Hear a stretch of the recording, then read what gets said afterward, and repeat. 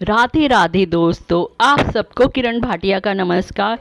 तो आज की मेरी मोटिवेशनल स्टोरी का नाम है प्रणाम का महत्व। महाभारत का युद्ध चल रहा था।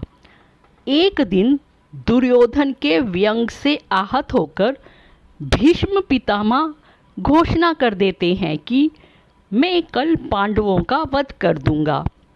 उनकी घोषणा का पता चलते ही पांडवों के शिविर में बेचैनी बढ़ गई। भीष्म की क्षमताओं के बारे में सभी को पता था, इसलिए सभी किसी अनिष्ट की शंका से परेशान हो गए। तब श्री कृष्ण ने द्रौपदी से कहा, अभी मेरे साथ चलो। श्री कृष्ण द्रौपदी को लेकर सीधे भीष्म पितामह के शिविर में पहुंच गए। शिविर के बाहर खड़े होकर उन्होंने द्रौपदी से कहा कि अंदर जाकर पितामह को प्रणाम करो। द्रौपदी ने अंदर जाकर पितामह भीष्म को प्रणाम किया तो उन्होंने अखंड सौभाग्यवती भव का आशीर्वाद दे दिया। फिर उन्होंने द्रौपदी से पूछा कि वत्स, तुम इतनी रात में अकेली यहाँ कैसे आई हो? क्या तुमको श्री कृष्ण यहाँ लेकर आए हैं?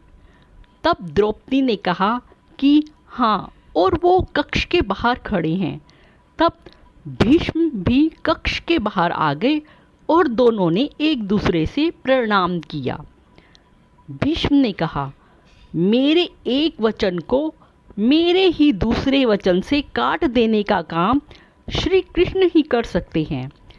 शिविर से वापस लौटते समय श्री कृष्ण ने द्रौपदी से कहा कि तुम्हारे एक बार जाकर पितामह को प्रणाम करने से तुम्हारे पतियों को जीवन दान मिल गया। अगर तुम प्रतिदिन भीष्म, धृतराष्ट्र, द्रोणाचार्य आदि को प्रणाम करती होती और दुर्योधन, दुशासन आदि की पत्नियां भी पांडवों को प्रणाम करती होती तो शायद इस युद्ध की नौबत ही ना आती। इसलिए वर्तमान में हमारे घरों में जो इतनी समस्याएं हैं, उनका भी मूल कारण यही है कि जाने अनजाने अक्सर घर के बड़ों की उपेक्षा हो जाती है।